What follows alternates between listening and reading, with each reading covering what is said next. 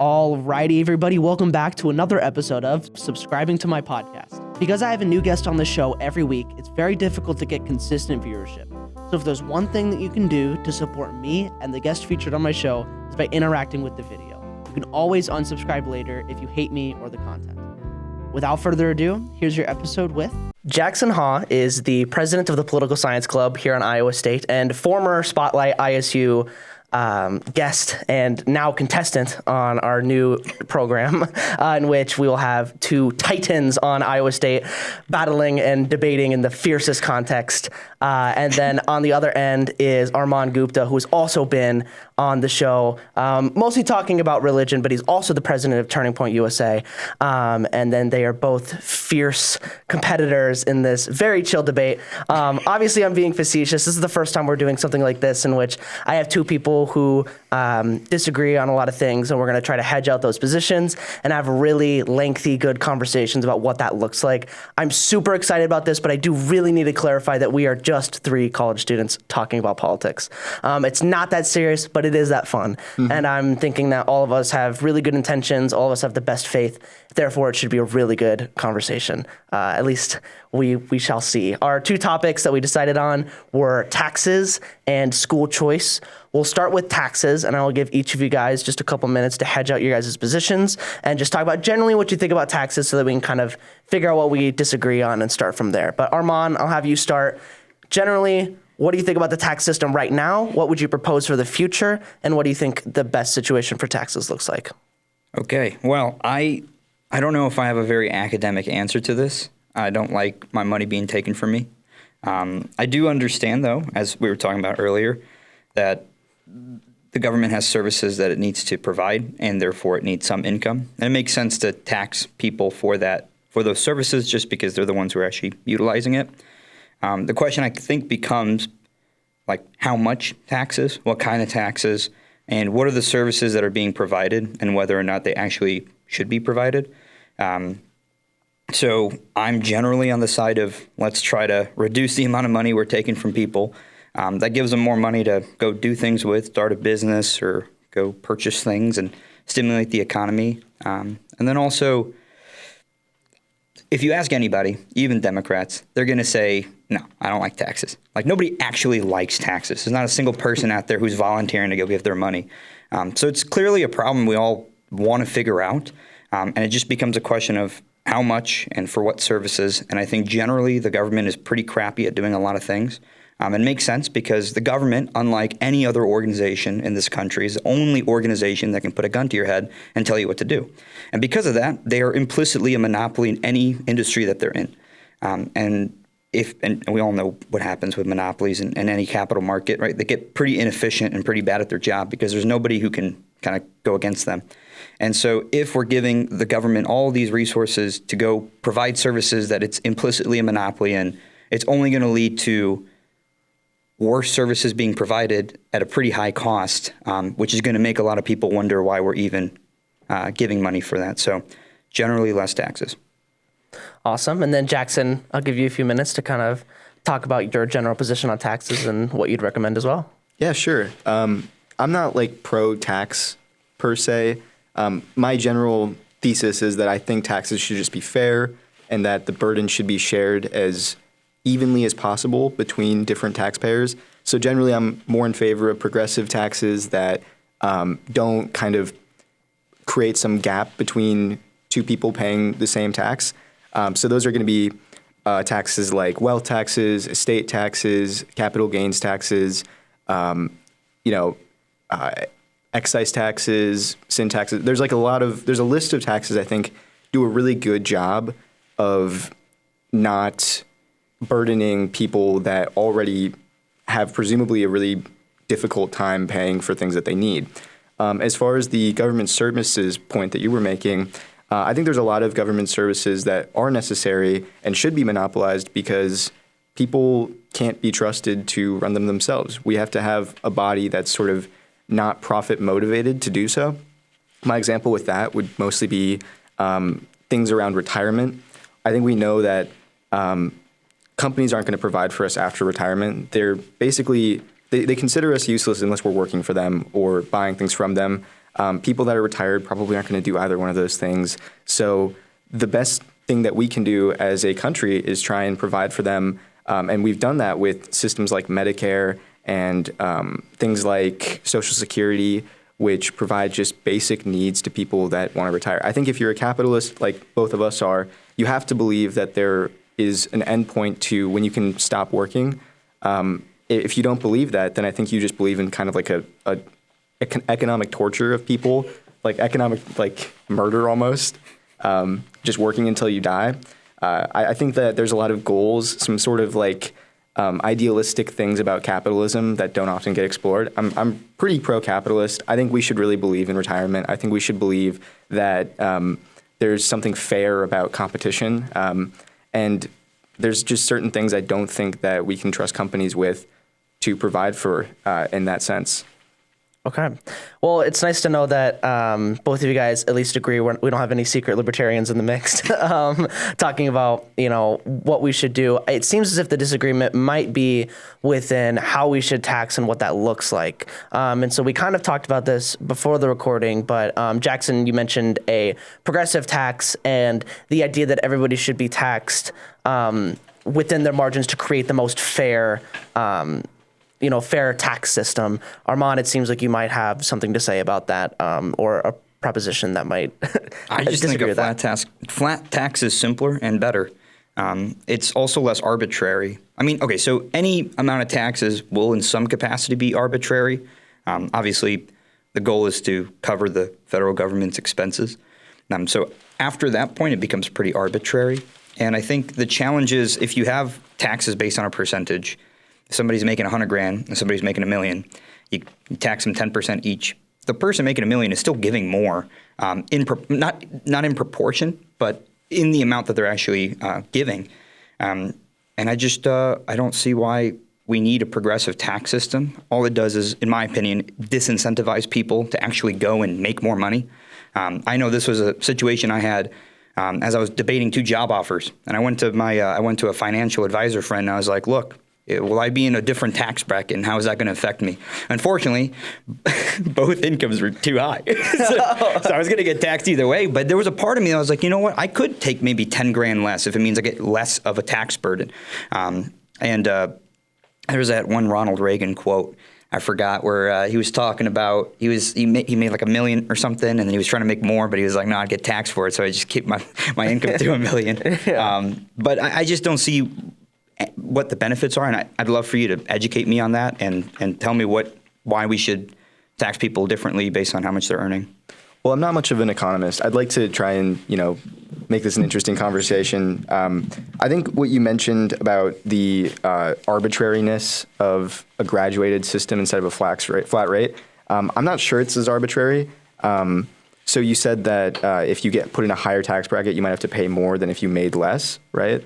I mean, I'm not totally sure about this, but it's my understanding that you only get taxed on the income that's after the tax bracket, at the rate of the tax bracket. So you wouldn't actually make less money. You would have to pay more taxes in theory.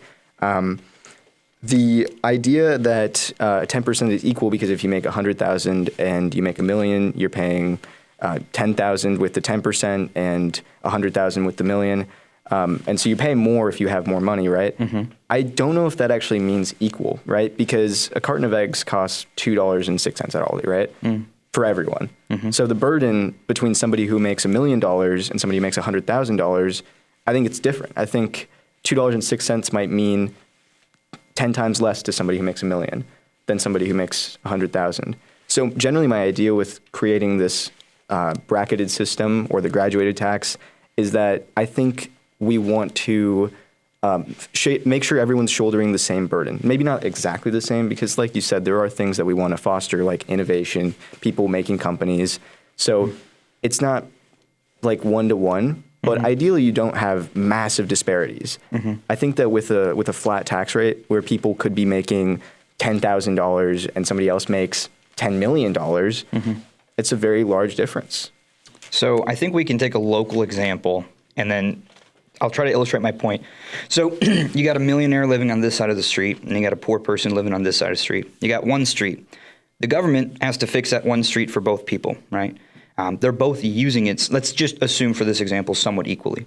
So they're still using the services provided equally. I don't see why the person who's making, let's say, $1 million, and it's funny because in any of these money debates, everyone always brings up like somebody making like 50 grand and like $1 million, but in reality, everyone's kind of near each other for the most part, and then there's the 1%. But either way, they're still using the same services provided by the government, and that person who's still making more money is still actually giving more to the government either way. So I get your point of like let's try to mitigate disparities and equalize the burden, but if this you can make a better argument, I believe.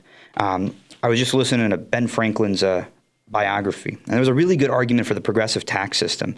I don't agree with it, but I thought it was a good argument, which is if you have a $1 million home, there might be more law enforcement expended to protect that $1 million property than a property in the ghetto, let's say, that even though maybe they need more law, or you get my point, right? So then Ben Franklin was like, well, why should both people pay the same amount of taxes if this person's requiring more services to protect their goods? And I think that's a kind of a good argument. And so then it kind of makes sense if we use that progressive taxes should instead be utilized in places where there is a disparity between how the services are being utilized. Because we don't have a road tax, but let's say there is just a tax for a road. A person who has $1 million is still using the same road in the same capacity. Probably, I don't see how they're using the roads differently, because of their income levels. And so and again, I always come back to they're still paying more money at the end of the day. If the flat tax was everybody pays $500, then yes, I would agree that'd be stupid. But it's still taking a bigger amount of it's same percentage, which to me seems fair because then everybody's given the same exact percentage. And then where it becomes different is in the amount paid based on their income. So I don't know. What do you think about that? Well, I think for one, I'm not actually a huge proponent of income tax in general. I think earned income is kind of something that you should be able to keep as best as possible. But I also think the tax burden idea is powerful. I think the idea that one person's $1 million is the same as another person's $100,000, I think that is kind of a problem. I mean, if I have 100,000 apples, right, giving you 10,000 apples isn't going to do anything. But if I have 10 apples and I give you 1 apple, that's like a massive difference. Yeah, but the point is that it's still proportionally the same amount of apples based. But is that fair? I think so, because well, why wouldn't it be fair, right? So are you saying that, and if anything, shouldn't then the argument be that the people who have more apples give less so that each person, the poor and the one with more apples, the wealthier apple man, are giving the same amount, right? Because I'm going to make the number smaller for the case. So you have 10 apples and 100 apples, and you're giving 1 and I'm giving 10. How does that seem fair to me? If let's say I have 100 apples for this argument, shouldn't it be then that both of us give 1 apple because that's the most fair? Because you can't use 100 apples, right? You can't use it the same way that a person can use 9 apples. What do you mean? I can't eat 100 apples? It's not a challenge. Look, I got 12 at my house already. I just mean it. Okay, have you ever heard the example of you drop a quarter on the street? Like the average person can pick up a quarter on the street because it's like the money means that much to them. 25 cents means that much to them that they're willing to go and pick it up off the street, but maybe 1 cent isn't worth it, right? Like somebody would walk by and not pick up 1 cent. Well, if you take that and you put that example up to Bill Gates, it's going to take him like $16,000 to go and pick it up off the street. I see what you're saying. Like it's not worth his time. It's not worth the same. It might be equal numbers, but it's not worth the same to different people. So then you still, I still don't see why the person who is still giving more based on what they have is not fair. Like, again, 10 apples and 100 apples, I'm still giving you more apples. Because it's not worth the same to you. It's still worth less than you. It's 10% of all I have. Like, I'm giving 10%. That's why it's a percentage, right? It's a percentage, but it's worth less than that percent can. I mean, it's a value that you can't quite put it because you have so much more. Why? Because the price of eggs is the same for both of you. What does that mean? What does it have to do with the apple example? Because when we're talking about services that everybody uses, buying eggs, cartons, buying eggs, milk cartons, roads, those things, everybody pays into that the same. Everything's worth the same to all of us in that sense. But when you have $1 million, the taxes that you pay are going to be, if you graduate the taxes, you're kind of making up for that difference, that everyone pays the same in all these other areas except for taxes, right?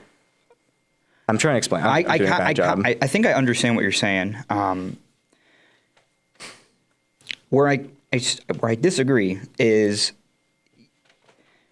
the reason I think it's percentage based is because that way you equalize the, I don't want to say destruction, that sounds too charged, but you equalize the burden. So again, if I've got 10 apples, I'm giving you 1/10 of what I have. If I have 100 apples, I'm giving you 10, I'm still giving you 1/10 of what I have. Now you could say, well, 10 apples to you is not as much. I guess my argument then would be... Does that not make sense, right? Well, but who are you to tell me what's enough for me, right? Like why could you say, well, you don't really need that many apples? I think it makes perfect sense. No, I understand, but you gotta convince me on why you should take more of my apples because I just happen to have more apples. Like I went out there, I worked, I got 100 apples, you got 10. So now you're saying, well, give me 20 apples instead of 10 or 10%. It means the exact same to you. What do you mean? 1/10 means the exact same to you, no matter how much money you have. Well, you started the debate with I want equal. I want fairness, right? If you have $10 billion, obviously 1/10 of that means less to you than 1/10 to the person with $1. Okay. To their name. Worth less to you. Define that. If I got rid of $1 billion of my $10 billion that I have to my name, I would still have $9 billion, which is enough to buy anything I want in the world. Sure.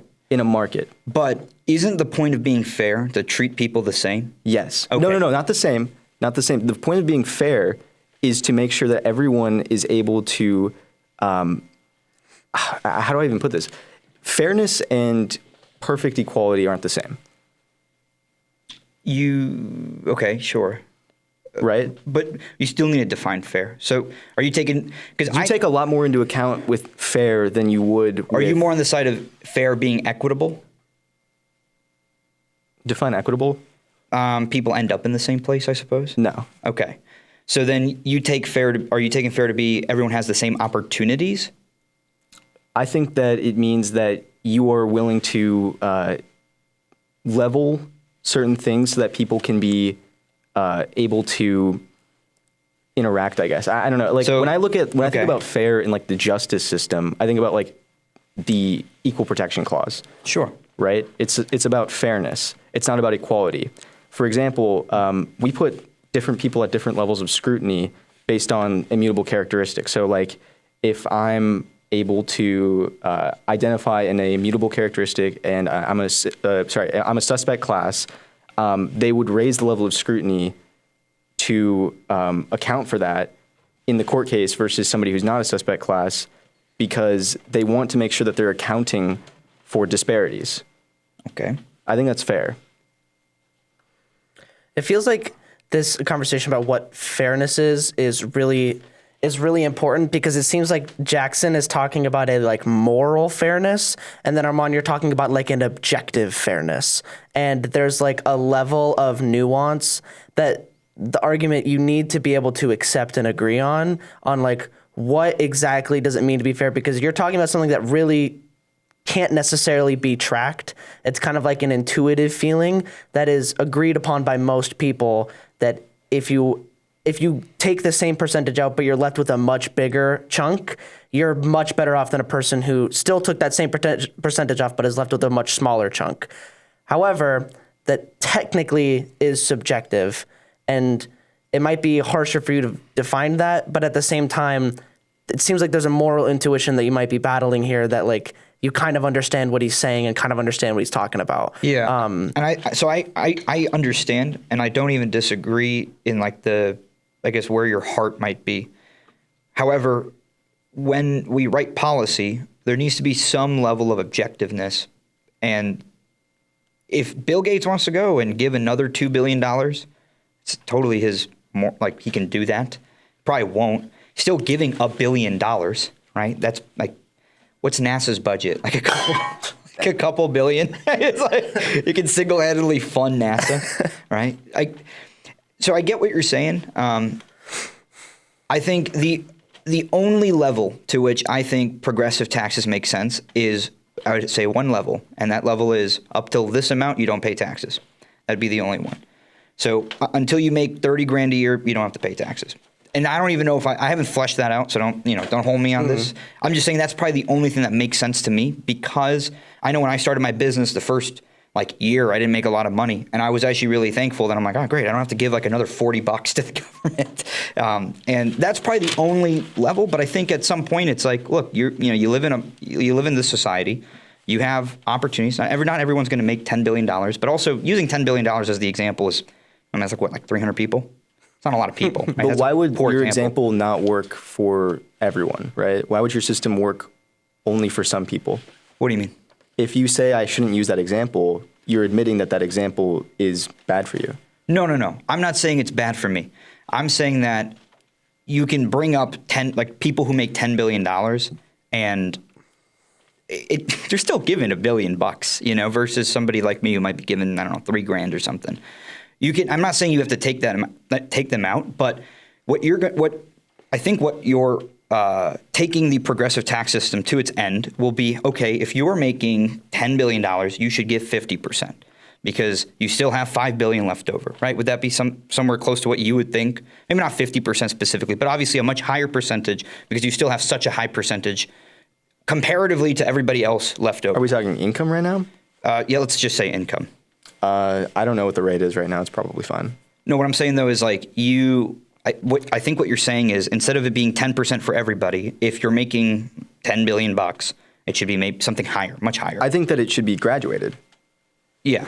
So that's my point. So every dollar after that certain point. He's just asking, is the idea that they should pay more because they have more left over? Yes. Once they pay. Yes, okay. but the way you phrased it's a little strange because when we talk about taxes and tax brackets, you don't get taxed a percentage. You don't get taxed a higher percentage on all your income. No, I get that. But okay, so even if you take the $10 billion example, I mean, after $100,000, let's say, hell, $2 million, then that's the next bracket. That's still a majority of their income. So here's my point. Actually, you know what? I should have led with this, but when we're deciding how we're going to pay for these services, right, we're trying to figure out who we can burden to pay for them, right? Sure. So we have these things we want. We have roads, we have schools, we have churches. I mean, not churches. We have these things we want, right? And we're trying to figure out who we can charge to have the least burden on our taxpayers, right? So wait, no. Why not? To have the least burden on our taxpayers? Yeah. Do you think that people should have higher burden on than each other? Do I think people should have higher burden than each other? Yes. What does that mean? Do you think that a poor person should have the same tax as somebody who's wealthy? A poor person has their own burdens to deal with, right? That wasn't the question, though. No. I get what you're saying, but if you include the billionaires in the taxpayer base, you're still burdening the taxpayers. What you're trying to say is we should burden certain taxpayers more than others, correct? No. Okay, so then billionaires are not taxpayers? No, I'm saying that their burden is less by bracketing than people that would be in a lower bracket. Okay, so you started with saying we should aim to find a way to. Correct me if I'm wrong, burden and dollars are not the same thing, right? The amount of dollars you have, it's already the same way with a flat rate, kind of, because you will pay more if you have more money. But we're deciding that these people should have to pay still more because they don't have the same burdens that poor people already have, like buying eggs, buying milk, the day-to-day stuff. I mean, commuting to work. We all pay the same for gas. We all pay the same for eggs. So when a rich person pays, 0.0001% of their income and a poor person pays 1% for the same thing, that's a disparity that you want to make up for with these income tax brackets. I see what you're saying. And that's one type of bracket I would be okay with. I think pretty much every tax should be graduated if you can. I don't think sales tax should exist. Yeah, and this is probably just something we'll disagree with, and that's perfectly fine. I still don't think that makes total sense because I get the point. I still think, though, my solution would just be lower the amount of taxes we need from everybody. Why? Right? Because I think we're paying for a lot of stupid shit. Okay, I'm okay with that. I mean, if you can point me out all the terrible programs we have and want to get rid of them, that's fine. Okay. Well, I think there's this. But that doesn't change my theory. I don't know That's why fine. it would It doesn't change your change- opinion. Well, because I think I'm not trying to change your mind. You're saying that, okay, we have a bunch of stuff to pay for. We need to figure out who's going to pay for what in what capacity so that the burden is equalized. Is that correct? Am I understanding your position? I think you correctly? actually are now, yeah. Okay, thank you. So I'm saying, though, that I think with a percentage, you're still giving, it's still a burden to the person that's having to pay that. Granted, yes, a poor person is, no, because they're still given proportionally the same amount of what they have. And I just think personally that's the most fair and also probably the easiest to implement in our government. Isn't it a higher burden still? It's the same percentage, but it is a higher burden. Could you concede that a poor person paying 10% is a higher burden than a rich person paying 10%? A higher burden. That's a different measurement, but you probably would have to concede. So I guess the macro question that we're actually asking is, do you think it's other people's responsibility to make up for this disparity if we can? So like, should we be attempting to equalize the burden if we can? By that I mean, like, is it fair to ask rich people to pay more taxes to help alleviate some of the burden of the poorer class? It's basically like, and you don't have to agree with that, but that's really just like the macro question that we're deciding. I agree. I think that is probably the line upon which we're disagreeing on. So you would probably say it's not within the government's right to equalize that burden against people, i.e. the rich people. I mean, the government has the right to do a lot of things. Right, but like you don't think it's like morally. I don't think you should. Okay, like morally, you don't think the government should. I'm assuming you would think that morally it should. Do you not think that we should be worried about equality? Or worried about fairness? That's a very big question. The government shouldn't be worried about. Let's get a little bit. Fairness. Let's get the scope a little down. Do you think that using taxes as a way to kind of increase fairness or to promote fairness do you think that's a bad idea? No. Okay. Do you think that the graduated tax? Do you think the graduated tax rate might help with fairness? No. That's why we just had this whole discussion, didn't we?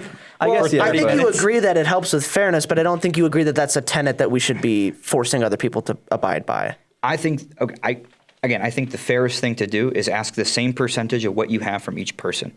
Then they're still paying the same of what they proportionally what they have, and it's just simpler too. Not to press you on this, but you did concede that it isn't fair in terms of burden, though. So although it is the same, it's disproportionately burdensome. Yeah, but the problem with that statement, though, is burden is very subjective based on who you're talking about, right? Somebody with 30, and this is something that I get a little afraid of, which is to pity other people because they make 30 grand a year, but they might be having the greatest life. Somebody could, and be I have 100 grand a year, and Mm-hmm. I'm miserable, and my life is burdensome, and I'm whatever. So I don't think that's not really necessarily what I think we should orient our policy towards, is making people feel better about their situation. Rich people are like notoriously the most coveted people. They probably care way more about their money than poor people who make no money, right? No, I don't think so. I don't know. You think poor people don't care about having their money? I think I'm kind of trying to make your argument, but I am sort of straw manning it. I'm sorry. The point was that I think you're saying that people care about their money in different ways, or sometimes people just don't care about money. That's not what I'm saying. I'm saying that burden is subjective, right? So you're saying it's not the same burden, but if we're talking about taxes, I don't think it's necessarily about burden. I think it's about how much are we going to ask of each person? And if we want to make that fair, I think we should just keep it based on a percentage of what you made, specifically for the income tax example. I mean, the reason I care about burden is because I think we're all paying into the system and we have to figure out how we're going to get the most money. And I think what we want to do is say, look, we could just tax everyone the same, but we wouldn't be fair in that sense. I think that's just where we disagree. Because if you look at, I mean, let's take, I don't know, the top, there's some statistic that I read, and I'm not going to quote it because I don't remember it, but say you take the 1% of people, you take all the taxes they pay. I can almost bet you that it's going to be a lot more than all of us combined. 99%? Right? Maybe. I don't. 90%. My point is I've heard that it is pretty. Okay. There's a disproportionate amount of money they're still paying because they still are paying a lot more. right? If you take Yeah. somebody with $10 billion, they're paying $1 billion. But why does that matter? Because you're trying to orient towards fairness and equality, right? Actually, I think fairness. You're going after fairness. I'm going after equality. I think equality would be everyone pays the same amount of the stuff they have, and I think that's pretty equal. Now, I think even though you didn't say it, but I think you're trying to go after equitable. I mean, equality would be eye for an eye, right? In a sense. Yeah, 10% and 10%. But you pay 10%. Do you think that that's a good If system? you have one eye and you lose half an eye. Of course, I think it's a good system because we've been here for 30 minutes talking about why I believe in that system and why you don't, right? Like, I don't know if I believe in an eye for an eye, right? Like, I don't think that that's fair. it's not an. I don't think an eye for an eye is the best. It's equal, metaphor. but it's not fair, right? Why? If you have two eyes, I got two eyes, and I'm giving you one eye, and you give me one eye. Well, okay. I mean more in like the context of like in the context of like criminal justice. I don't think in the it's fair of But we're not talking about criminal justice. We're talking about taxes. I'm just trying to give you specifically income taxes. my like kind of distinction between equal and fair, and I'm sort of saying that I don't think we should base things off of equal. I think we should base things off of fair. Okay, and that's. But we are specifically talking about income taxes, right? Right. We're not like bringing up the justice system to illustrate an example of where fairness trumps equality. Right? Because that's, I think, where you brought that up to say, hey, Do you not think fairness always trumps equality? I'm sorry. I feel like that's so important. does fairness always trump equality? Oh, yeah. No. Where do you see an example where that doesn't make sense? I would think sports, right? I'm born with certain genetic predispositions that will make me terrible at basketball. And Georgie over there, she's taller. That's not fair at all. But what I shouldn't do is go ask her to chop her legs down a little bit more so that it's fair for me to compete against her. No, that would be equal. Then you would have equal ability. That'd be fair, right? It would be equal would be we completely both different. get to start at the starting line, and then what happens from there may or may not be fair. I think you're trying to kind of like make a weird, or like a weird comparison with Okay. sports. I don't know if it really makes sense to me. I wonder in this point about fairness. I think getting this in a metric that we can actually talk about. I think burden is a really good example of like what you're talking about in regards to taxes.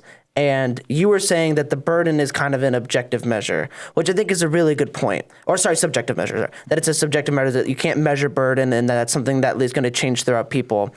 However, that might kind of be, it seems to me like you have an intuition and you can kind of generalize what that burden looks like, and therefore you can make a decision based off that. Although it won't be perfect, but I think the attempt to do that is kind of what Jackson is trying to say.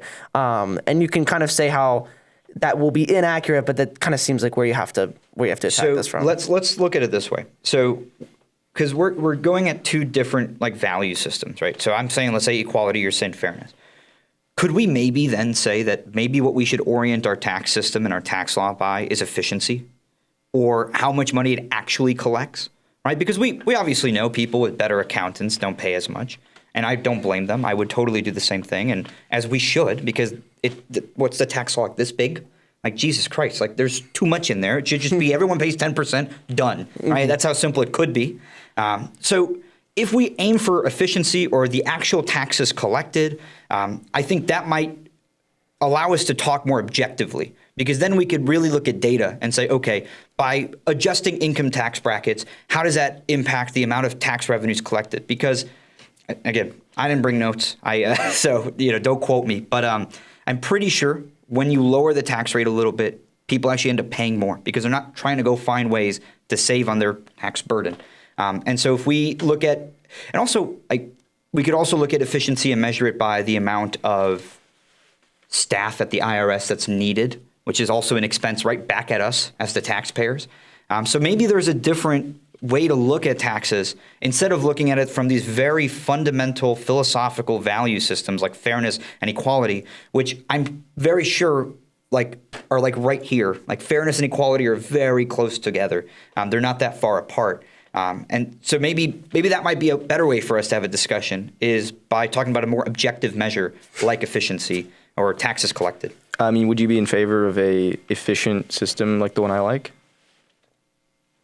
You mean an efficient system That's graduated. So then I would say that the question would be, is a graduated system more efficient than flat tax?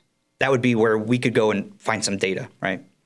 Do you think that that's the most important question? I mean, I would say Yes. the question is, if you could make an efficient graduated tax scheme, would that be good with you? I mean, If I made a How efficient do we need? if I made a fair flat tax scheme, would that be okay with you? you can't make it fair. It's inherently unequal. Okay, so if I Inherently unfair, sorry. inherently unfair. Okay, well, I would say probably not. I guess I still wouldn't want to do a graduated system, but I guess I brought up what I brought up more or less of so that we aren't debating on fairness and equality. There's more factors. Yeah. There was one thing I wanted to bring up, and this is kind of more towards Jackson. A big accusation that you might get from people with a graduated system is that it, kind of like Armaan said, a lot of people accuse it of allowing for more loopholes. Tax loopholes is what they refer to it as. And then the flat tax rate theoretically would make it more difficult to use those loopholes. Is that something that you have an opinion on or something that you'd like to justify? I'm not totally sure how that would lead to more loopholes, but if you could show me that, I guess I would be interested. Yeah, I think the idea is that with and I think this is a misconception. This is something that at least I've talked to people about. I feel like the loopholes come more from deductions than they do from the system that we have. So you'd have to make concessions about deductions. I don't really know if progressive or flat rate has anything to do with. There's no deductions in flat rate. I'm pretty sure for a lot of people, they don't like the idea. How do you of feel about deductions? I love them. As I far love as deductions. with flat rates, you'd want a flat rate system with deductions. Sure. Okay. I mean, I'm Well, okay with deductions, exemptions, Deductions credits. are utilized to incentivize certain behavior. So Okay. Well, this is mostly for the comment section. That's going to be like, feel like you guys need to talk about deductions. loopholes. I feel like you kind of need deductions, right? I mean, other than maybe there are loopholes. I don't know, but yeah. I don't know. I think honestly, we could switch to another topic because I think we just disagree. And I don't think I don't know how much more. I think there's maybe one more bone I might try to throw you guys with this conversation. And it's kind of a broader rule of what the government does. And when you're talking about the government should be working towards efficiency, it should be working what makes the more money. A lot of people would argue that the government should be doing what's best for the people, and the government should be doing what the people think is, or what would most benefit the people. And so if Jackson's argument is that it is more fair for the people, and your argument is that may or may not be true, it's kind of subjective. Although we can say that it might be more efficient for flat tax. I don't know if efficiency is worth the cost of fairness, theoretically, although you haven't conceded that exactly. But what do you have to say about, I guess, what the purpose of government is and what they should be striving for in terms of taxes? So I think we should always start with understanding that the government is just people. Because I think sometimes we forget that the government is not this separate entity, it's just us. So that's the first thing I want to start with. So if the government is us and we are all trying to decide on how to govern ourselves, as we should be, why shouldn't we govern ourselves efficiently?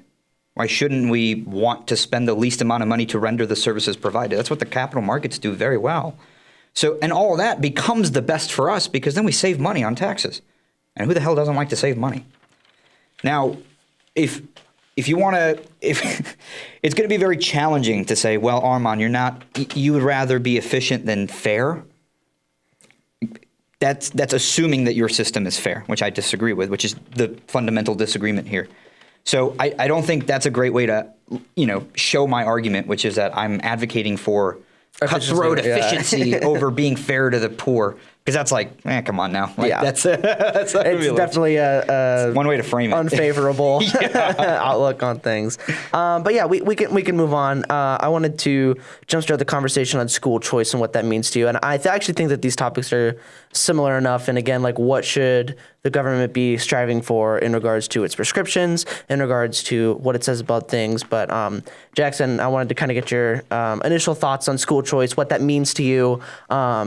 How you feel about the current program and what your prescriptive program could be in regards to schools. Yeah, I think there's a lot of room for improvement in our school system. That said, I think that the answer isn't gutting public schools or transitioning into private schools. I think you want to, improve public schools as much as possible. It used to be a source of pride in Iowa and in this country that we had some of the best public schools in the world, and now we don't. But people seem to not want to try and fix that problem. They just want to move into a privatized system because they see statistics about test scores. Personally, I went to 3 different public schools from 3 different states, and I can say that at least 2 of them, I didn't get a very valuable education.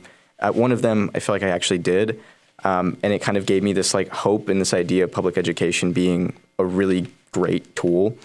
I feel really intensely about somebody who could be a genius or like a great innovative thinker going to a school and finding like that they just can't do anything after. Like their potential is put to waste because their education wasn't quality.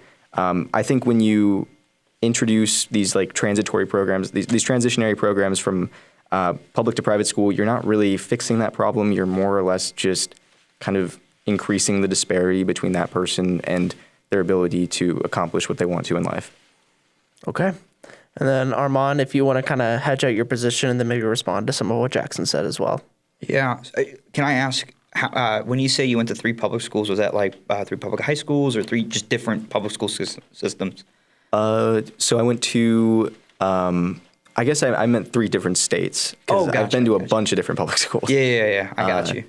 I went to a school in Vermont for high school, a school in Iowa for elementary through high school, and then another school for elementary school in Minnesota.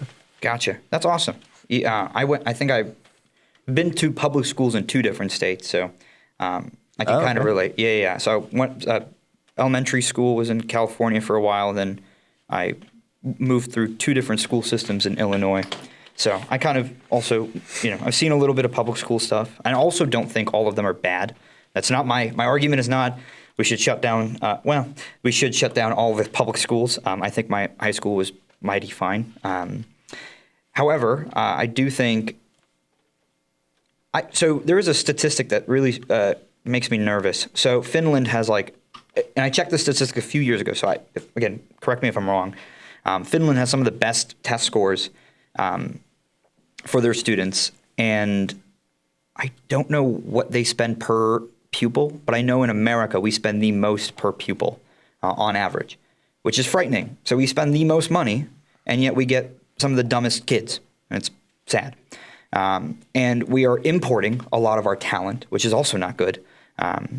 Not because we shouldn't have immigrants. I mean, my parents are immigrants. What I'm saying is we should be able to also compete on the world stage ourselves, and be able to not have to incentivize people to come here because there's a good chance they might want to stay where they're at. So now we come to solutions, right? And what I hear on the other side of the aisle is often to throw more money at the problem. And I'm not illustrating that to be your argument per se. You might have a completely different argument. I'm just saying from what I've heard is usually people want to spend more money and increase education, and they'll find something in the tax system or something to increase or something to cut to fund that. I just beg the question of if we're spending the most per pupil and we're still not getting the results, like maybe money isn't the problem. So then I start thinking, what else could be the problem if it's not money? And that one's hard. And I will be very honest, I don't know everything about this topic. That's okay. However, I do think part of it is going back to the fact that if you have a monopoly in some capacity, it's going to lead to inefficiencies. Even if in the beginning of its stage as monopoly, it worked out pretty fine. At some point, it'll become corroded because the incentive system becomes all wrong. As a result, I think looking at what free markets can do, I don't see what the issues are with implementing free markets in education, allowing people to pick the school that would work best for them, or pick the school where they are getting the most education. Because then the schools that are losing, whether it be public schools or private schools, I'm not saying private schools are all good, they would have to either change their act or lose their jobs. And that's a pretty good incentive to change your act, is that you won't have a job. So you might have to fix things and figure out why you're not actually achieving the goals that are set out either by the state or the country or by just the people deciding on where to send their kids. So that's why I'm more of a proponent for choice to allow people to be incentivized correctly. So do you want to talk about the Iowa program or like nationally all school voucher programs? We can talk about anything. Okay, that's fine. Whatever you want to bring up. It's two different things. I think for the Iowa program specifically, my main gripe is that I think it's sort of like, it claims to be a change in educational diversity and investment in education, and the ability to pick whatever schools you want. But I think the problem with that idea is that they're also giving these grants to people that are already going to private school. And I don't see why we should be investing in those people that are already choosing to do it. I mean, they seem to have already thought it's the best decision for their kid.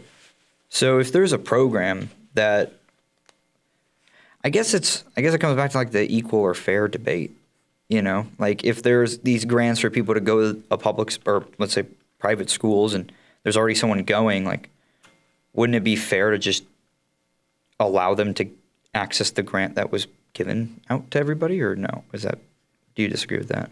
I think fair kind of requires you look at the circumstances in the moment. I think equality is sort of like is circumstance blind in a way. So for me, fairness would be saying, look, people have made their decisions about what school they're going to go to. If they've already made this decision, it's obviously their best decision, right? They're not like irrationally choosing to go to private school. What if they're struggling to send their kids to private school, but they decided it's better than sending them to this terrible public school? And so they're still burdened. They don't have a lot of money, but they're managing to send their kids to private school. Do you still think that they shouldn't get these grants? I don't mind, but do you think that they should also be giving the grants to people making 400% above the poverty line, or just, I mean, they're going to give them to everyone eventually. So I guess the question then becomes, I mean, I honestly, I'm against the entire system. Sure. So I would say that the thing I'm most against in the Iowa system is that they're giving it to wealthy people that already are sending their kids to private school. Can you catch me up on exactly how the process works for getting one of these vouchers? I'm not up to date on how you get a voucher. Yeah, you get an educational savings. Well, you have to apply. You apply. I think it's the Board of Education processes the applications. They give you an educational savings account. It's like $7,600. It's basically whatever the per pupil spending is for just the state tuition at like a regular public high school or whatever. And you can spend that money on tuition for whatever private school you want. Some private schools are actually under that number, which another one of my arguments is that, like, why would they give you more than some private schools cost? Because then the obvious thing for private schools to do is raise their tuition. And it's like, is that great? So then how are they deciding who gets, are people getting rejected from these programs, or are you saying that wealthy people should not be allowed to even register for these programs? I mean, if you're already in, if your kids are already in private school, you got a $7,600 bonus. Are there people who should be getting a voucher not getting a voucher? No. Everyone that could get a voucher, I don't think anyone should be getting these vouchers, to be perfectly clear. I think it kind of runs afoul with a lot of the First Amendment, the Establishment Clause. We've kind of... Could you expand on that? Yeah. We should all probably be aware that, like, most of Iowa's private schools are religious, right? And by donating $7,600 per pupil, they are essentially granting money to these religious institutions. Freudians. These religious institutions who can... Who's donating it, though? Huh? Who's donating it? The government. Why? Isn't it the person who's choosing to go to that school that's then getting the money from the government and has the choice to go to that school or some other school? I think he's saying that because a majority of private schools are religious, inherently you're supporting. So then wouldn't the solution... Okay, actually not wouldn't, but maybe I think the solution would be start better schools if these religious schools suck. And then they'll give their money to that. Yeah, exactly. Okay, great. So then wouldn't that still fit and operate within school choice? Because now you are allowing for the free market to come in and build better schools? Well, think about it. The school choice program isn't free. It's hundreds of millions of dollars a year. And we're not investing that in public education, which we're saying to get better. We're just saying public education, get better. We're also going to spend hundreds of millions of dollars on private education. If they wanted public education to get better, wouldn't they have done something about public education instead of just saying compete with private education? We're spending a lot of money on private or public education. Maybe the point is that it's not really working. That maybe just what more should we do? Like, how much more money do we need? That's fine, but the problem is that it's not like public education has always failed. That's true. Right? So that's why it's a choice, right? So if the public school in your area is doing mighty fine, you get the money and you're good. And if it's not doing mighty fine, then you find a different school. What do you think the reason is that public education has been doing poorly lately? I wouldn't say funding either, but I would say that it's wrong to use this funding on private schools just because they're failing. That's my argument. Before you answer. Sure. I really don't know, besides maybe I think incentive structures are not in place. I think from a very limited knowledge, I think public teacher unions make it really hard to fire crappy teachers. I think there's just a value misalignment probably with what maybe the government wants to teach and what maybe certain people want their kids to be taught. So I think those are some issues. I really think it's I would strongly place my emphasis on misaligned incentives. I think we're kind of like dipping into something very complicated here because even what I just said about public schools failing and private schools not, it's sort of a contentious statement because for one, when we talk about private schools, they're not letting everyone in. They have the choice to admit whoever they want, unless it's like racial. They can pretty much discriminate against disabilities. They can discriminate against your income, your religion. There's a lot of different things that private schools can discriminate against that public schools can't. That is also a tiny population. I think it's I have it written down. It's somewhere in like the less than 15% range of schools are private schools, and less than like 15% of students go to private schools. Class sizes are way smaller. Saying that we're going to fix private education by inviting a bunch of public school students in is You mean fix public education? You said fix private. Fix public, sorry, yes. Oh, okay, gotcha. So fix public education. By bringing all these people over to private education is like crazy to me. Do you know what the percentage of spending is being spent on public schools versus this, per se, like private school voucher program? I would imagine it's way more on public schools. Is it like a proportionate amount? Because if public schools only take up 15% of schooling and then the other percentage is other percentage is public and then 15 is private, is that accurate in how we're spending the money? Is there even a disparity here? Or it seems like we could be appropriately spending the money on private schools. We're spending the same per pupil, right? But I guess my point of that question line was we try to say that private schools are better than public schools because they do better on tests, right? I'm not totally sure that's true. I think that they're different, certainly. But if you have a school voucher program, invite a bunch of public school kids into a private school, I'm not sure it makes their education better. And it definitely depends on the private school. It definitely depends on the public school. Yeah. It's a really big problem. So I don't agree necessarily that private school equals good, public schools equal bad, and so the solution should just privatize everything. However, and I guess this is, my pro-capitalist coming out, but markets, you tend, right? I'm gonna put that little word in there, tend to make things better because you incentivize people to do a better job at the services they're providing. So if you have a school and they know that no matter, for the most part, no matter what they do, they're still going to get funded. Those teachers are going to get a job next year. That principal is still going to get to, eat donuts on Tuesdays or whatever. Then is that really the best incentive versus saying, well, crap, now we have to actually do it. And again, I'm bringing this example up for, let's say, a bad public school, and actually have to go and compete because they've realized, okay, now we've lost our monopoly in this area. Because, for example, at least the area I'm in, right? I don't personally, I'm not proud to be from Naperville. I'm from, I didn't live in Naperville until about sophomore year of high school, but it's a lot of rich people live there, And because of that, the property taxes are high, and because of that, the schools get funded really, really well. Those are some great public schools. I have no reason why anyone should have to compete with that. They're good schools. Now, go back to where I used to live.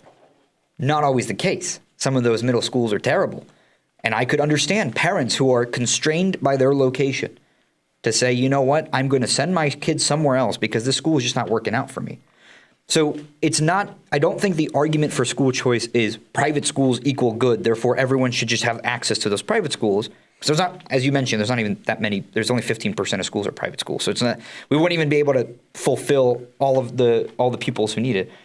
And I think it's just a matter of let's just give people the choice to pick, and then that should, and maybe we'll get data on this, that should align the incentives for each of these different institutions to focus on the outcomes of each child. The same way that colleges kind of have to focus on those outcomes.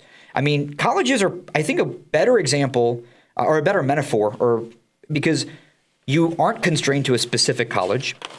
You have the ability to pick where you go. Their outcomes must be should be focused on your success, and you get to go and choose where you're going to put your money in. And they can compete for you or not compete for you through scholarships and reductions in tuition. So yeah, I think, is there a reason you disagree with that? Like of using markets to incentivize better outcomes for the institutions that people have to go to? Well, yeah, I mean, everyone has to have an education. The governor is saying we have a $7,600 check for every single student. It's a blank check. If the parents want you to go to this school, you get to go with that check. Okay. I don't think there's really anything competitive about that. Like, do you? Well, so at least from where I'm at, I had to go to Waubonsie Valley High School. Couldn't change it. I didn't want to. I wanted to go to the school that was literally 5 minutes away, but they sent me on a bus because of the county lines. Oh, okay. We have open enrollment, by the way. You can go to a school outside of your district in Iowa. I think that's a great system. Okay, interesting. So, well, why do you think it's a great system? Because it doesn't create these like massive disparities in like your school based on which neighborhood you live in. So you're saying that people now have a bit more choice in the schools they get to go to? Oh, that's great. Okay, great. So then why can't we expand that choice outside of just public schools to now include charters, private, Montessori's, alternative educations, all those things? Homeschooling? I mean, we pretty much do with homeschooling, but the thing I think I'm taking issue with most, I mean, there's a number of things. The religious component. The fact that schools can discriminate against you based on your religious status or your disability status, those types of things, they're counts against, they count against private schools and not public schools. The idea that the choice is just good inherently, I'm not totally sure I agree with that. I think we should be fixing our public schools, is my opinion. So you're saying choice is not inherently good, yet you're for open enrollment because it gives people choice. So why can't we take that argument there? Why shouldn't I just be constrained to my neighborhood? What? So you said choice is not inherently good. Yes. But you also said that open enrollment is good because it gives you choice. So I'm asking why shouldn't we just constrain people to the neighborhood they're in if choice isn't inherently good? I guess where's the line at where the choice stops becoming good? So you're saying that, I mean, I'm kind of confused by your argument a little bit just because. I'm not arguing. I'm just asking a question at this point. Because you said you liked open enrollment because it gave you choice and didn't constrain any pupil to the neighborhood that they live in. Am I understanding you correctly? Yes. Okay. So then I'm asking, why is that good? Why not constrain them to the neighborhood? It furthers a compelling interest. It furthers something that I think is valuable. Okay, and what is that? That there's not a massive disparity between schools. Okay, and so there's not a massive disparity because now people can choose and which the schools neighborhoods they live in. Yeah. So, and this is I'm not making an argument. I just want to further understand your position. So let's say there's 3 schools, and I live somewhere in the middle of it. There's 2 really, really bad public schools, and then there's 1 really, really good public school. If in this example, all the students want to go to the good public school, but they can't because there's just not enough space, does open enrollment just kind of not work at that point because you still have to go to, they still don't have enough seats for everybody? I think it's usually just like I mean, honestly, in Iowa, we don't really have that problem. We just have more equal schools, I think, usually. So, because what I'm kind of seeing is you like choice when it comes to not being constrained to your neighborhood, but then you don't like choice when it comes to not being constrained by who's running the school. Yeah, I think that's kind of the idea, is that the choice with who's running the school ends up running afoul a lot of things that I value. I think it implies that we should be okay with money being spent on schools that discriminate based on disability status or discriminate based on religion. I mean, I think the case with Dowling was like they charged like $2,000 or $3,000 more tuition to students that weren't Catholic. And then there's other things. I mean, doesn't that just not incentivize people to go to that school? Like if you had some Hindu family, they're really like, we're just not going to go there. We'll go to the public school that we still have been going to. Like, because it's a choice, right? Like that's where government money's going, though, is to schools that make that. Because people are choosing to go to those schools. They're, like it's not Kim Reynolds sitting there and saying Catholic school, here you go. I don't think that's inherently good because the choice is to give money to something that should not be given money to by the government. So it seems then your argument is to give money to a public school. You don't like private schools at all. So personally, I think that private schools are fine if they can compete with public schools with just how they are, which is what they've been doing. They don't need anything else from the government to run, right? Okay. So if I'm understanding you correctly, it seems that your gripe with school choice is that you don't believe money that's coming from the government to go to any private institution. So like private schools is what I mean. Is that your kind of gripe with it? Yeah, I think so. Okay. So I guess my challenge with that is if the people that are getting the money, which is the money the government would have been spending anyways per pupil, let's say, and they are choosing to pick the school they want to go to, why is that necessarily wrong? And then also, how are you making the argument that, and correct me if I'm wrong, that everything the public school does is good, and everything the public school teaches is good? I'm not making that argument. I think my point is that private schools are basically unregulated. There's a lot of religion involved. You just not like religion? We're not supposed to fund religious institutions in this country. Well, wow, where does that say that? Establishment Clause. First Amendment. I'm not the smartest person here. All right. So I don't know what that means. They are not. Congress may not establish a national religion or whatever. Okay, so that's different though from allowing funding to go to religious institutions. There is a lot of precedent that explains. Temples, churches, mosques are all nonprofits. So there's Lemon Test, Lemon v. Kurtzman. It basically says that we cannot excessively entangle with religious institutions, which is another form of saying we shouldn't be spending money on religious institutions for the purpose of promoting religion. I guess that's sort of the idea. We live in a pluralist country where we have a lot of different ideas about what religion is. And I mean, I think donating to particular religions, even if it's donating to all private schools, we kind of know that we're donating to particular religions. And the government just shouldn't be doing that. I'm kind of confused. I'm kind of confused on this point.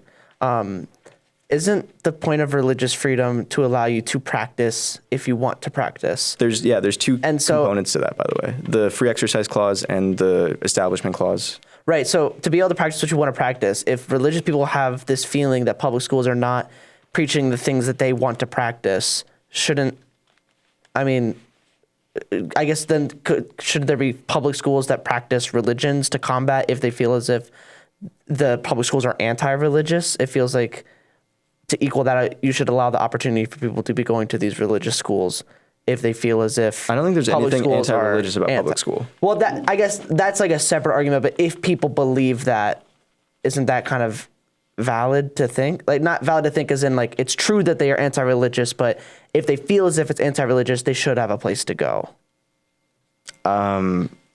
I mean, they have a place to go if they want to spend that money, but they...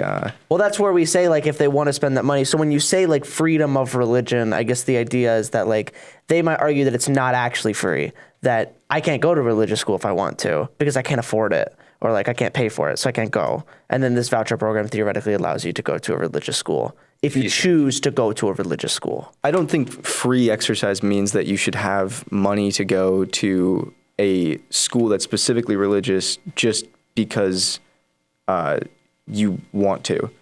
There's already public schools that you can go to for free.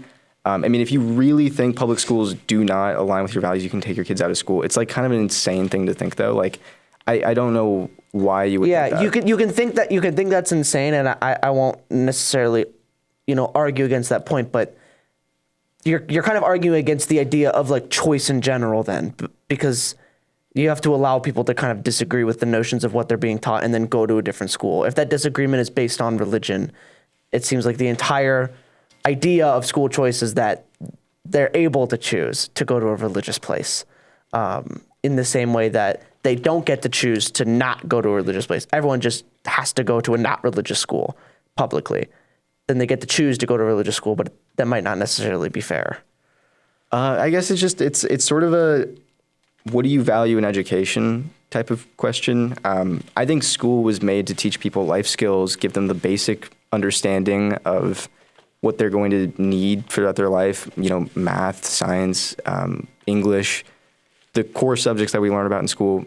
They're not really religious in nature. I mean, if you have a problem with that, I think you're like allowed to have that opinion, but it's not like school is forcing you to learn like anti-religious sentiment or anything. Can I ask, should we extend the idea of not having choice to colleges too? Like I should just go to the college that I'm near instead of choosing where I get to go? I never said that, no. No, I'm asking. That's why I asked. No, I don't think so. Okay. So then, because I guess your argument, I guess what I'm seeing your argument to be is just if there's money that's coming from the government given to people, even if it's given to people, that money should not be able to be used on private schools, right? I think it shouldn't be a blanket check the way that it is. It's not exactly What a blanket stipulation check. would you rather have? Funding religious schools is probably the What's main wrong one. with people going to religious schools with the money the state would have been spending anyways on a public school, I suppose? It just goes against judicial precedent. I mean, the problem that I have with it is I just don't think that we should be trying to favor any religions at any point. But if you have the choice to go to any religious school, that isn't favoring any one religious school. But 85% of schools that are like religious are like Christian, Catholic, whatever. Like it's like the vast, vast, vast majority, to the point where if you do end up putting any money into that, you're favoring that type of school. Okay. I wonder though why you enjoy choice when it comes to open enrollment, but you don't enjoy choice when it comes to what you get taught. Because that's maybe part of it. Because obviously a religious school is going to teach more things from a more religious perspective. Well, there's nothing in the Constitution about what you get, about like which school you go to, which district, like that's up to the state. Agreed. Right? Yeah. But there is something in the Constitution that's been updated with precedent to imply that we shouldn't have these religious schools funded with public dollars.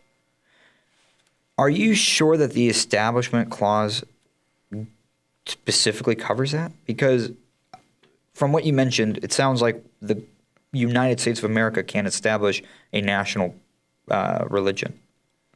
It's been interpreted to include that. I mean, the lemon test is very famous. So, can I ask one question? Yeah, go ahead. Sorry. Yeah, please. I was going to ask, so should we get rid of nonprofit exemptions for churches and mosques and temples? Yeah, probably. Why? Because it's going against the lemon test. So then, I guess another question would be: at what point is something a religion and not a religion? I mean, you can answer that. I guess you're a religion guy. I don't know if I'm a religion guy. I'm just curious because I guess like I mean I don't want to get into like the trans stuff. Right? Let's not get into that. But I'm sure a lot of people wouldn't. I know a lot of people that don't agree with some of the stuff that's being taught in public schools. Like even my parents and my 4-year-old sister, they're not necessarily happy with the things that are being taught. Now, you can say, well, that's not religious. This is whatever, secular, biology, whatever. But like, people aren't happy with it. What's wrong with them having the opportunity to go somewhere and choose to teach, get taught a different way? There's nothing wrong with that, right? Okay, so But then wouldn't we equalize the playing field? We're funding it. But I guess aren't we equalizing the playing field, allowing people, if $7,600 is going to get spent by the government, regardless of what you do, wouldn't it be better to just give it to the parents to decide for their child how that $7,600 should be spent? And then in the free market, the Catholic schools and the Hindu schools and the secular schools can all battle it out and teach and try to get the best outcomes. And if the Catholics win, great. And if the secularists win, great. Like, what's wrong with that notion specifically? Except that we aren't just giving the same $7,600. We weren't giving $7,600 to people going and choosing to do private school before. Now we are. Mm-hmm. We're spending up to, I think it was $127 million on this program that we didn't spend before. It's going to be higher as the years go on, as more people get included. Mm-hmm. And I don't see why we should be doing that if they already made that choice without the incentive. We're essentially incentivizing people to switch into different schools, I think. Yeah, but I also do think, though, that if the school you have is fine, then you just get $7,600, right? No, but the public schools would require that money too. The right? public schools just get it. They just have the per pupil funding. Gotcha. Okay, so you don't get it if you're like going to a public school that you can like put into the public school. You know. Yeah. So then I don't know. I guess. So what if it's a non-religious Montessori? You still got a problem with that? Like, it's non-religious. Not really. I mean, so the thing is, so it seems it's just religion. Here's what I think, though. I think if you're going to spend $7,600 that wasn't being spent before, you have to justify it pretty heavily. And if you're going to spend it on something other than like public education, you have to explain why it's better to do that, right? Well, didn't we bring up earlier that private schools do have better test scores? Yeah, they do. Okay. But we can't just point to like one thing they're doing, right? That is explaining that. Yeah, but I guess the Do you want to explain that, though? Huh? Do you think you can explain why private schools get better test scores? I think I can't explain it completely, but I can probably guess that they have higher standards. They could probably whack you. Well, I thought that one of the major choice arguments was that private schools are doing better because there's a higher barrier of entry. Generally, you were wealthier, so you could go to private school, and that has a slew of reasons as to why you would perform better, or private schools would perform better because it's just a bunch of rich kids at private schools.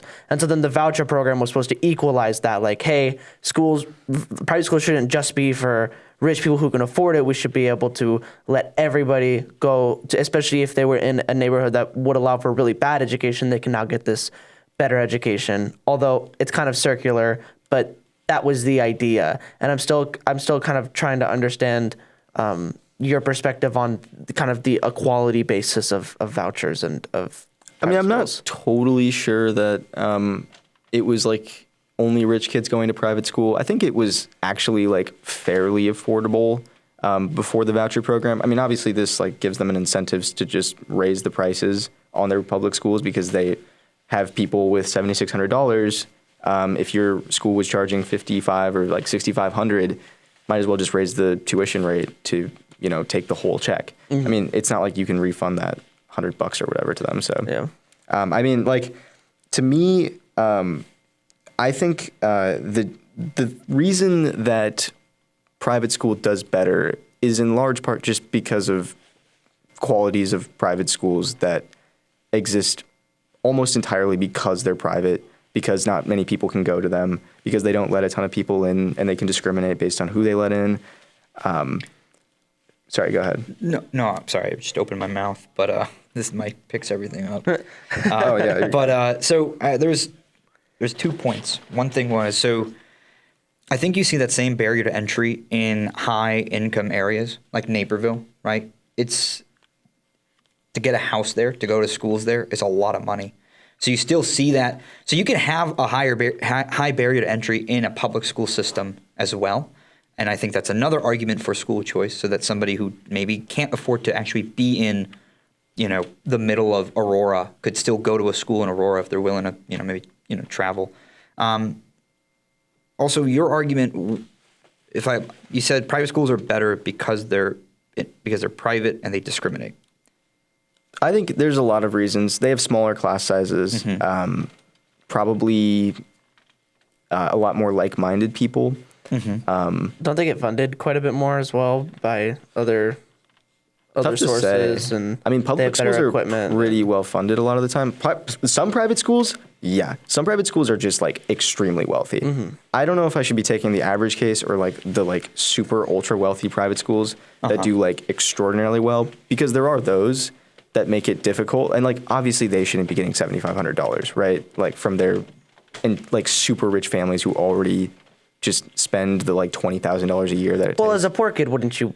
Well, I guess like if the voucher doesn't cover the cost it of won't cover it at all. attendance, then Like never mind. everyone's, and by the way, this isn't just like some schools are raising their tuitions to make it up to that $7,500 mark. Like every school that's private is going to raise their tuition. In fact, that's sort of my argument earlier with why this isn't really fostering competition. I mean, you just set a minimum price. I'm pretty sure you'd be against that, essentially. Setting a minimum price for what? Setting a minimum price for education. Yeah, I don't think, like, who's setting the minimum price? Like the government? Kim Reynolds, yeah. Oh, yeah, probably. Yeah, price floors are probably not going to do well. Yeah, I think it kind of actually destroys competition in a way. And I mean, I like the idea that schools should be competing against each other. I think there's other ways to do it than strictly with money.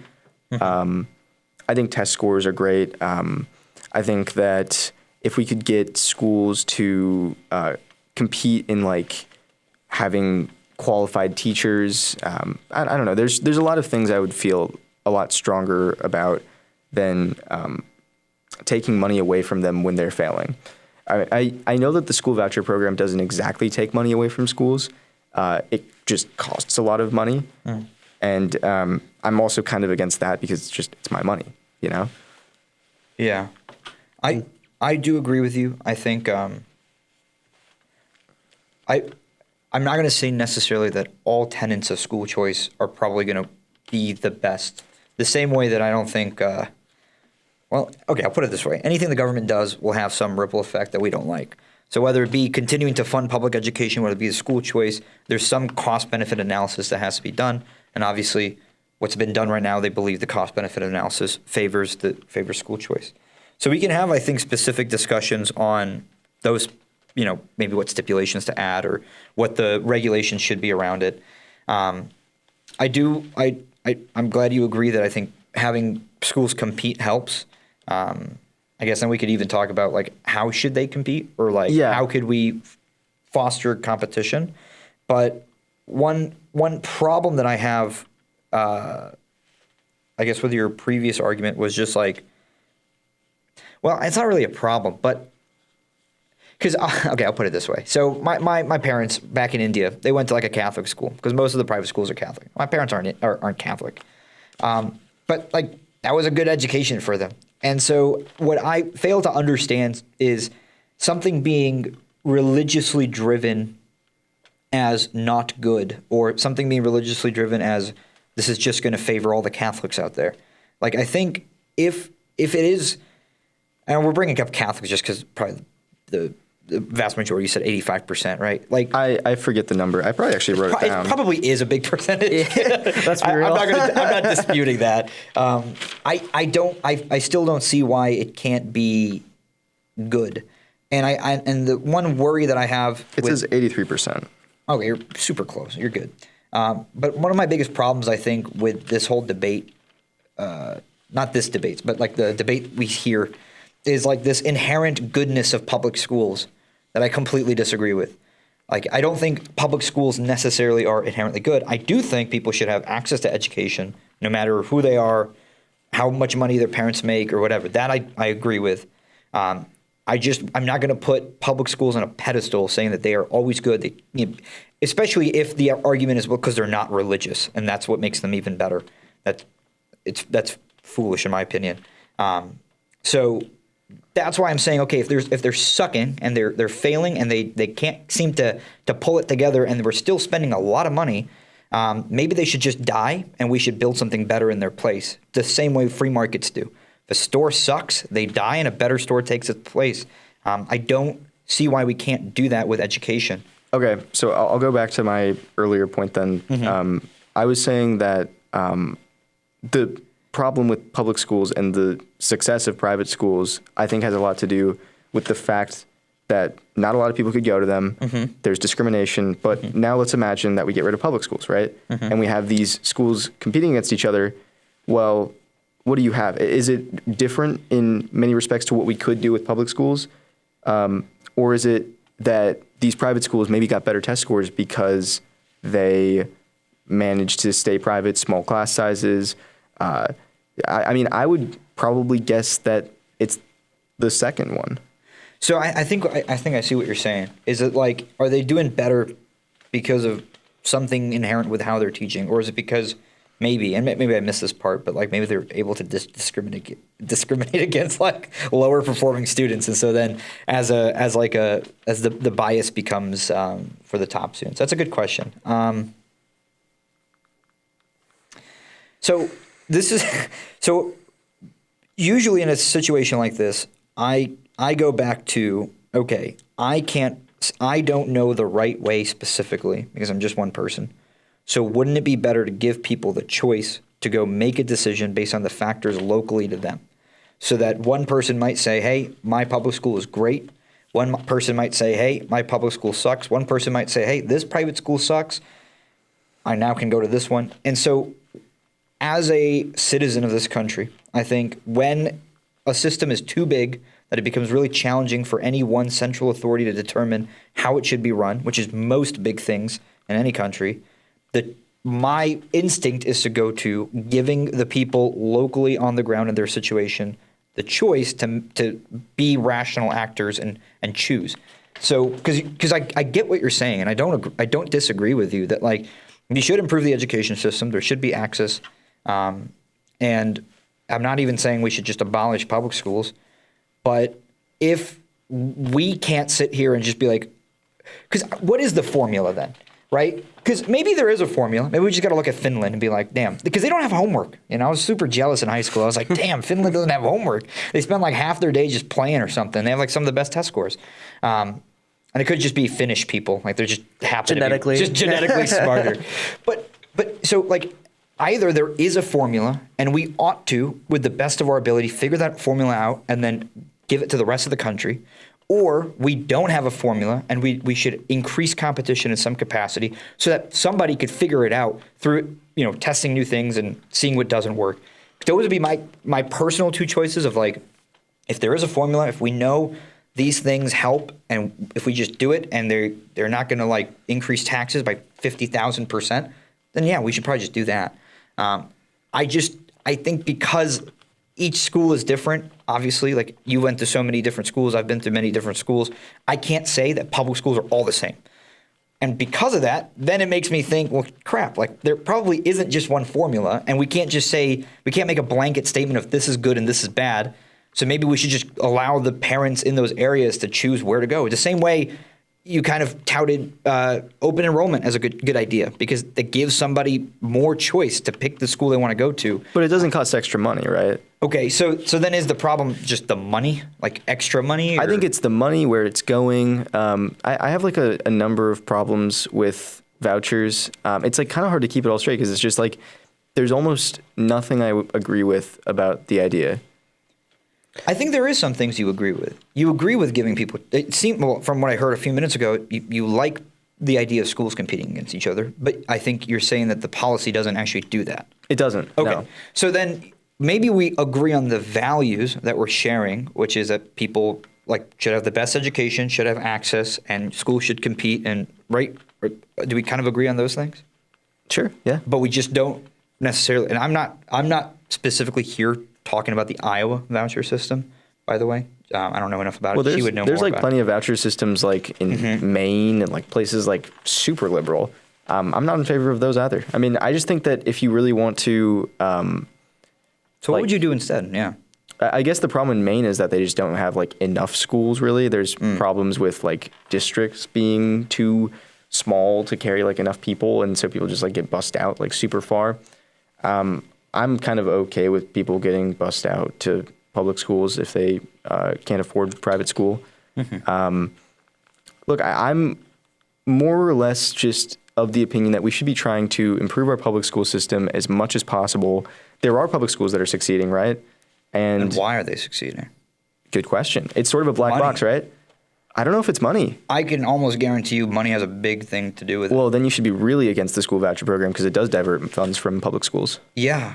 But why would it divert funds? Because you're giving $150 million to private schools and not public schools. Because the people in that area are saying this school, I don't like it. I don't want to continue giving money to it. So then they're choosing to give it to somebody else, which and we can debate whether or not the policy does that. But what I'm saying is, I guess from my philosophical standpoint, then the idea would be that that school either like just dies, that nobody wants to go there, or that it improves itself to attract students that next year to give them their money back. Yeah, I mean, that money isn't just like, I mean, the money is basically just appearing as soon as you decide to go to a private school, right? If you decide to go to a public school, the money's going to stay in the public school. If you decide to go to a private school, the state gives you $7,500 to do that. Yeah, to give it to the private school. Yes. Of your choice. Yes. Okay. And then they're also saying, well, look, we're going to do $1,000 to schools that lose a student because we want to make sure that they're not losing money when like their per pupil spending goes down, right? So that money ends up costing us a lot. And the idea is that either the school loses money, which we kind of don't want because we don't want to just be like diverting money away from public schools and just letting them fail. That's what you would be doing. And then you also, I mean, if you do give them $1,000, you're just saying we're costing taxpayers a lot with this plan to, I guess, compete, which is what you want, right? Like, so, and correct me if I'm wrong, is the budget for the program coming from the existing education budget? I think they have to put new money in. I mean, there's no way you could make this program without because isn't the point of the per money. Pupil spending to be, hey, if the government is already giving $7,600 through a variety of different methods on this pupil, we take that money, let's assume it's $200 million, and of that $200 million, $100 million of those people want to go do something with instead of just going to public school the way we have been. Is that really is it adding more, or is it just giving people the ability to go do something with the money that would have been spent regardless? The money wouldn't have been spent regardless. How come? Because it's still going to that public school. Every student gets it now, right? But didn't you say so? If let's say I got it. Let's say I got 7,600, right? Mm-hmm. And then I went to a public school. I don't get that money then because it would go to the public school, right? Yes. So now if I get some money and I go to the private school, it's still going to the private school. So the transfer is in which school it goes to, but the money is still getting. You're forgetting students that already go to private schools and get a $7,600 check, and then there's also students that leave, and then the $1,000 goes to the school to recoup some of the loss of the $7,600 that they were just stolen from. Which school gets the 1,000? Can you talk about that a little bit more? Yeah, public school. If they lose a member, if they lose somebody, they get $1,000. Like it's like $1,200 or something. I don't know. It's around 1,000. That part is stupid, in my opinion. That doesn't make any sense. Well, if you weren't doing that, why are you giving this? Iowans would be pissed if that part wasn't in there. I think because if because then every kid would leave public school for free, and then they would lose like half of your memberage. Shut down public schools. But question, so let's say you got 10,000 students in an area, and you have 2,000 private school seats. Yeah. So at max capacity, you still have 8,000 students that can't be in that. Let's say that one private school. What would happen to those 8,000? They would still have to go to the schools that are left, right? Yeah. So it wouldn't just be that, now everybody is just gone from any public school, and they're all in this one private school that clearly has small class. Well, except private schools aren't like public schools where there's like a finite amount. There's ways to open up new private schools. So why? What's wrong with that? What's wrong with like people being able to go and say, hey, I don't like what I'm doing, or I don't like where I'm sending my kid, and then allowing the market to go and build a new school to earn their dollars? Because there's a certain minimum cost to public education. If we can't raise enough money to continue public education, it will shut down, will be replaced by private schools, and then the same problems still exist probably. I mean, if you could like scope out the real problems with public education that wouldn't exist in private education, Maybe, but I just don't see it. Like, there's nothing really like novel about private education. Yeah, I agree. And there's also public schools that kill it. And Agreed. There's private schools that suck. Agreed. So, I think give choice. Like, well, if you give choice, that kills all public schools. Does it though? Because the public schools that are killing it, why would you leave? I guess maybe they wouldn't. But I mean, Right? you're killing all of the other public schools, probably. The ones that suck. You're killing. That's a good point. Honestly, I respect that, low key. However, I would say you want to improve those public schools the same way that other public school is succeeding. You'd want that other public school to succeed as well. So, and why is that happening? Right? Because becomes the question. Now, again, from my very limited. I mean, my understanding is it's mostly down to class sizes, who they let in. Money. I mean, there's a number of things. It's got to be money too. Sometimes money, yeah. And so then, and the reason I bring that up is because, like, I live from Hoffman Estates to Naperville, huge money difference, and you can see it. But it's if the private school, if the public school, because actually here's another thing. This is interesting that I just realized. So let's say you got a private school. They charge $10,000, and then you have a public, and then you only get $7,600. You still have a cost to go to that private school. Obviously, it's been a lot less burdened to any given family that is choosing to do that. So the private school still has to earn your dollars, and if the public school is just doing fine, then you just go business as usual. Like it doesn't necessarily. This program doesn't necessarily mean every single person is just gone from public school and all Iowa public schools are dead. It would mean it would probably mean some public schools die, but I don't know if you want that. Like, I think that. Tell me why you don't want that. I think public schools offer an opportunity that private schools don't, which is for literally anyone to succeed. I mean, I talked about this at the beginning, how I worry about somebody being sort of left out of their ability to achieve success based on the school they went to. Agreed. Now, let's imagine that like all the like bottom 15% public schools disappear, and this person moves to a bottom 15% private school, which is what they can afford, because private schools have gotten expensive now. And there's still really good public schools, but they can't go. You know, they're too far away. So if we kill the bottom 15% of public schools, you still have the top 85 still there. So if they can't go to the bottom 15% of the private schools, there's still a lot of good public schools out there. Maybe not their location. I mean, if it's like, I mean, location's part of it. I would say that the main problem I see is that I don't think you fix the problem with that method. I think the problem is something you could fix with public schools instead of windfalls to private schools. So yeah, and I guess then, like, what do you want to change about public schools? My top like 3 things don't even cost money. I would say get rid of cell phones, get rid of PowerPoints, and probably just give kids more like individual attention. And how do you do that? That's a cost. Getting rid of PowerPoints and getting rid of cell phones. The third one, giving children more individual attention. So I think that a lot of the time, the way classes work is it's like lecture-y in like high school. I think that you want to make sure that like kids have like the ability to like move around, talk to the professor, talk to the teacher, talk to like, you know, each other. I think that like the like shut up and like listen style lectures need to just go. That. Yeah, 100%. So I think that kind of thing is like a more systematic change. I mean, so they're complicated. So I think what's interesting is part of what you're talking about. It sounds like smaller class sizes would help with that. Oh yeah, right. So then if we want to do that in public school, what would that mean?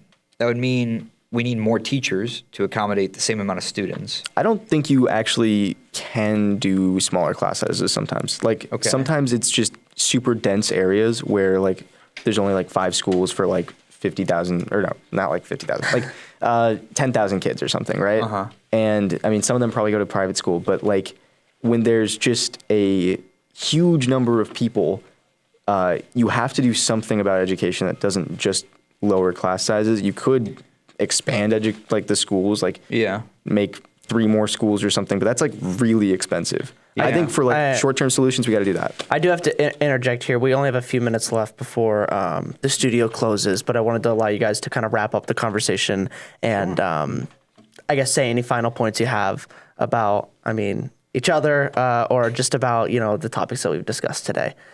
So I thought this was a wonderful conversation. I thought you guys are both incredibly respectful, but I also loved that it was like, it was an actual debate. Like it was intense, and this is really cool to watch just people who have no skin in the game talking about it, and that means a lot to me. So thank you guys so much for having a really respectful debate. But if there's any last points you want to make, Armaan, and then I'll allow Jackson to do the same. Sure. No, I had a good time. I really should have come prepared. I should have got those stats, but no, it was enjoyable. Yeah, I just I don't know.